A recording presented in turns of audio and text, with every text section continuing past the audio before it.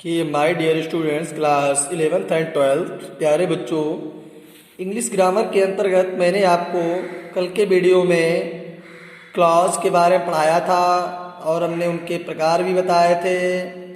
तो क्लॉजों को दो प्रकार में बांटा गया था, डिपेंडेंट क्लॉज और इंडिपेंडेंट क्लॉज। तो क्लॉज समझने के बाद ही अब हमारे समझ में आएगा कि ट्रांसफॉर्मेशन में सिंपल से कंपाउंड या कंपाउंड से कॉम्प्लेक्स कैसे बनाते हैं। तो बच्चों आज हम बात करेंगे कि सिंपल सेंटेंस, पहले आप ये समझें कि सिंपल सेंटेंस क्या होता है। तो प्यारे बच्चों मैं आपको बताना चाहूँगा कि सिंपल सेंटेंस में क्या होता है, एक फाइनाइट वर्ब होती है। क्या होता है बच्चों, सिंपल सेंटेंस में एक फाइनाइट वर्ब होती है। ये बहुत पहचान है हमारे सिंपल सेंटेंस की।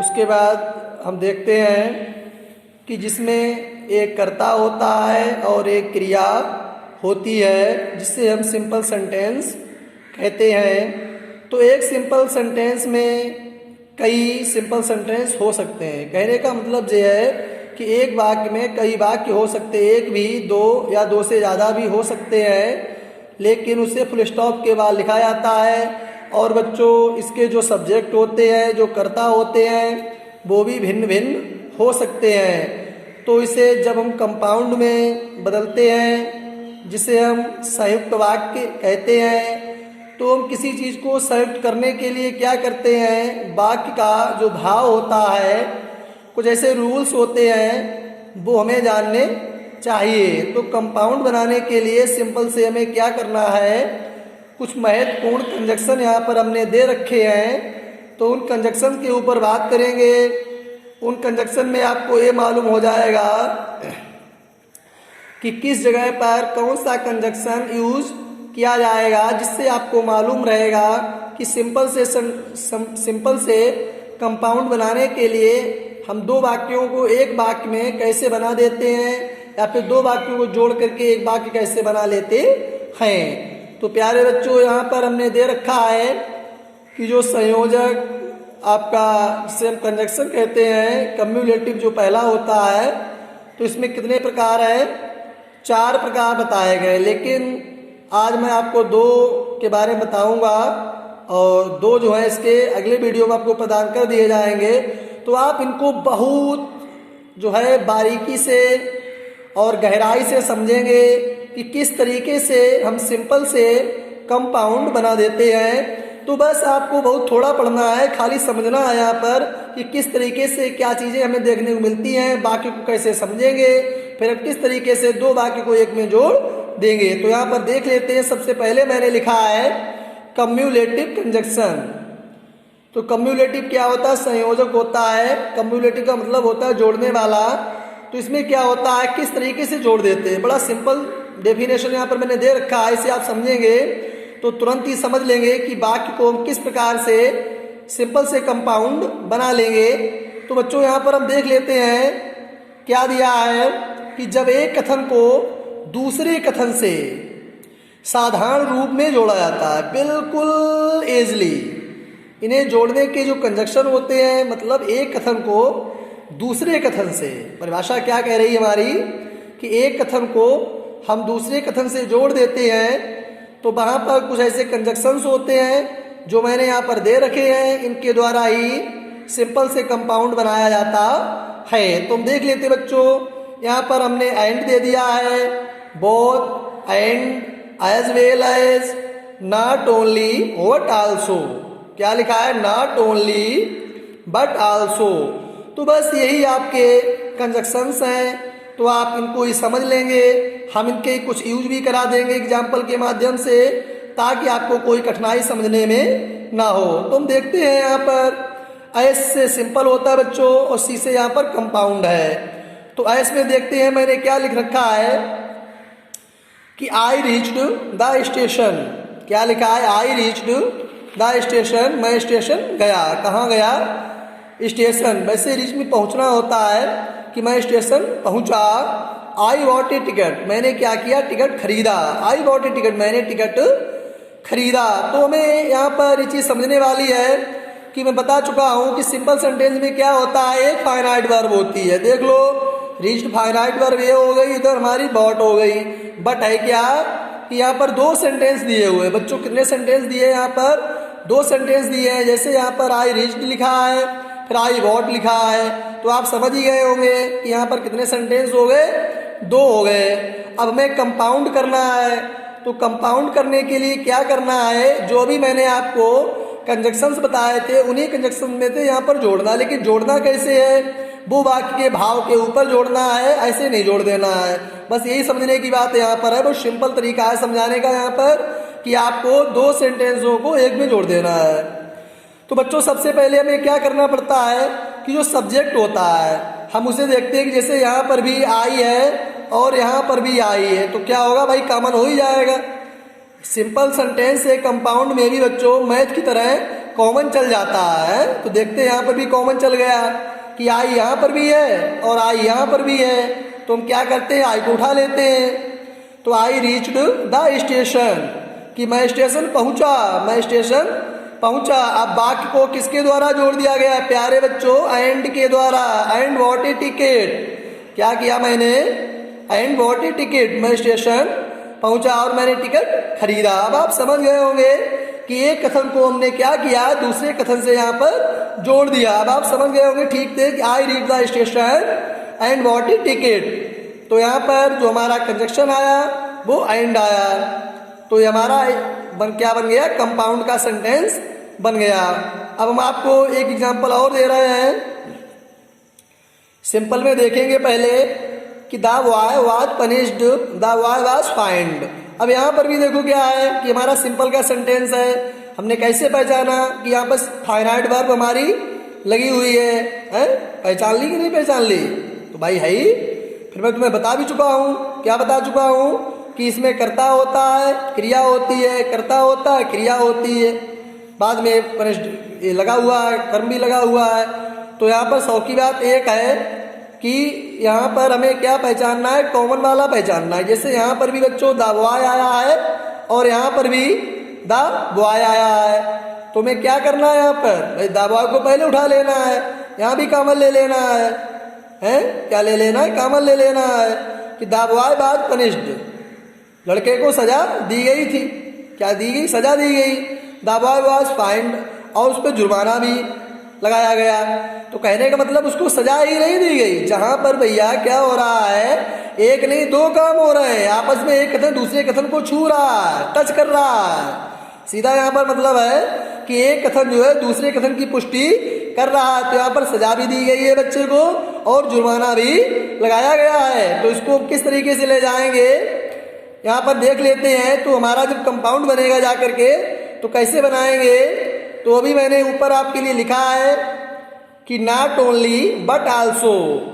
क्या लिखा है, नॉट ओनली बट आल्सो। तो बच्चों यहाँ पर क्या दे रखा है, the boy was not only punished, the boy was not only punished but also find, कि लड़के पर क्या हुआ, केवल सजा नहीं दी गई और उस पर जुर्माना भी लगाया गया। तो बट का मतलब क्या हुआ, यहाँ पर मैंने लगा दिया वट आल्सो, मतलब भी हो गया, जुर्माना भी हो गया कहने का मतलब। तो यहाँ पर एक चीज, एक कार्य नहीं हुआ, यहाँ पर दोनों कार्य हो गए, एक कथन दूसरे कथन से समाहित हो गया। तो the boy was not only punished but also find. तो यहाँ पर आपको मालूम हो गया होगा कि सिंपल से हमने कंपाउंड कैसे चेंज कर दिया। ठीक से समझ में आ ही गया होगा कि एक कथन को दूसरा कथन क्या कर रहा है, जोड़ रहा है, जोड़ने का काम कर रहा है। तो यहाँ पर हमारा कंपाउंड सेंटेंस बनके तैयार हो गया। अब बच्चों हम इसका दूसरा प्रकार देखेंगे जिसका नाम है अल्टरनेटिव कंजक्शन। क्या नाम बच्चों, अल्टरनेटिव कंजक्शन। तो अल्टरनेटिव कंजक्शन किसे कहते हैं, वियोजक। क्या लिखा है यहाँ पर, वियोजक संयोजक। एक ऐसा संयोजक होता है, वियोजक होता है, इसका प्रयोग जब किया जाता है जब दो कथनों में विनिमय हो रहा हो। इन्हें जोड़ने के कंजक्शन हम आपको बताएंगे बाद में। क्या हो रहा हो, विनिमय। विनिमय का सीधा मतलब आप जानते ही हैं, विनिमय किसे कहते हैं, एक दूसरे से वस्तु लेना या देना। विनिमय का सीधा मतलब एक्सचेंज होता है कि जब कुछ हम एक्सचेंजिंग कर रहे होते हैं तो वहाँ पर हमारा क्या हो जाता है बच्चों, विनिमय हो जाता है।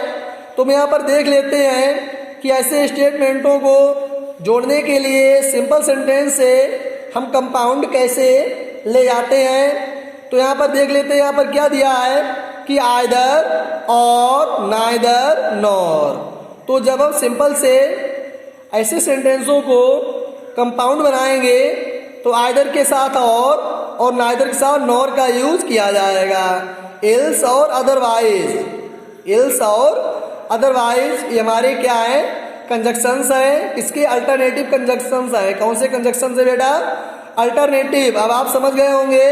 तो इन्हीं चीज़ों को हमें क्या करना है, जोड़ना है। कहाँ जोड़ना है, सिंपल से कंपाउंड बनाने में। तो हम एग्जाम्पल के लिए सिंपल सेंटेंस में देख लेते हैं कि make haste you will miss the train.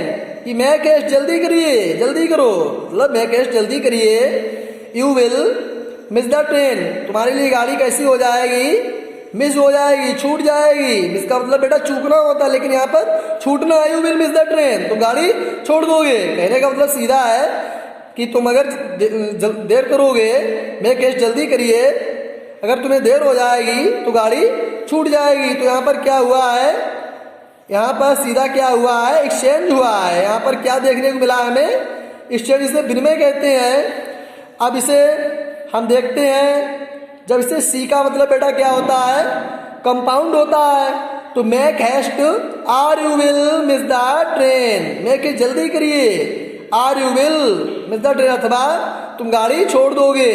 कहने का मतलब सीधा निकला यहाँ पर कि हमारा जो कंजक्शंस आया है वो और आया है। कौन सा आया बच्चों यहाँ पर, और। उसके बाद देख लेते हैं, देखो और बता दें सिंपल एक चीज कि और लगा दें, एल्स लगा दें, लिखा है अदरवाइज लगा दें। तो इन चीज़ों में बच्चों क्या होता है, उसका जो अर्थ होता है सेम ही होता है, लेकिन इन कंजक्शनों को हम इच्छानुसार अलग अलग भी लगा सकते हैं। जैसे यहाँ पर मैंने जो और का यूज किया है, मैक हैस्ट और you will miss the train. दूसरे सेंटेंस में हमने वही चीज बनाई है, लेकिन हमने यहाँ पर कंजक्शन को चेंज कर रखा है, make haste else you will miss the train. तो कहने का मतलब मेरा ये है यहाँ पर कि आप और का भी यूज कर सकते हैं, एल्स का भी कर सकते हैं, और बच्चों दिया है अलग अलग, तो वो सब चीज़ों का हम यूज यहाँ पर कर सकते हैं। अब देख लेते हैं और अच्छा करके कि either make haste or you will miss the train. Either make haste जल्दी करिए, और अथवा you will miss the train गाड़ी छूट जाएगी। तो यहाँ पर आइदर का प्रयोग हुआ है और का हुआ, जो मैंने अभी ऊपर लिखा है कि सेंटेंस को जोड़ने के लिए आइदर के साथ और नाइदर के साथ नॉर लगाते हैं। बच्चों यहाँ पर अदरवाइज का प्रयोग करना हम थोड़ा भूल गए हैं। अगर चाहो तो इसे आप इस तरीके से लिख सकते हैं, make haste otherwise you will miss the train. तो इससे आप इस तरीके से भी कह सकते हैं। यहाँ पर हम यहाँ पर आपको समझा देते हैं कि एग्जाम्पल नीचे दे रहा हूं कि make haste otherwise you will miss the train.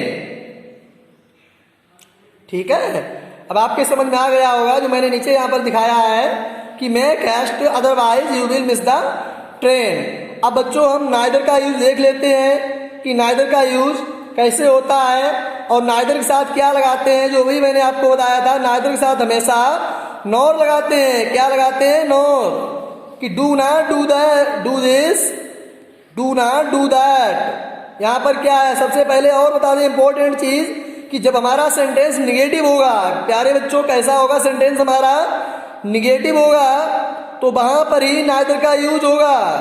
किसका यूज होगा, वहां पर यूज जो है नाइदर और नॉर का होगा यदि हमारा सेंटेंस निगेटिव होता है। तो यहाँ पर देख लेते हैं, डू नॉट डू दिस, ऐसा मत करो, डू नॉट डू दैट, वैसा मत करो। तो यहाँ पर हमारा यूज किसका हुआ है बच्चों, निगेटिव का हुआ है। क्या लगाएंगे, neither do this not do that. अब यहाँ पर नाइदर का भी यूज हुआ है और नॉर का भी यूज हुआ है। अब आप ठीक तरीके से समझ गए होंगे आज आइदर और, नाइदर नॉर और, इल्स और, अदरवाइज का ठीक तरीके से प्रयोग। तो ये चीजें वहीं पे लगती हैं जहाँ पर अल्टरनेटिव हमारे कंजक्शन मैंने आपको दे रखे हैं, कुछ एग्जाम्पल के माध्यम से समझा ही दिया है। अब मैं आशा करता हूँ कि ठीक तरीके से आप सिंपल से कंपाउंड बना सकेंगे। तो इसके जो दो अभी आपके लिए बचे हैं, तो जिनको जो भी दो कंजक्शन बचे हैं पढ़ाने के लिए, वो हम आपको कल के वीडियो में पढ़ाएंगे। आज का वीडियो प्यारे बच्चों यहीं तक।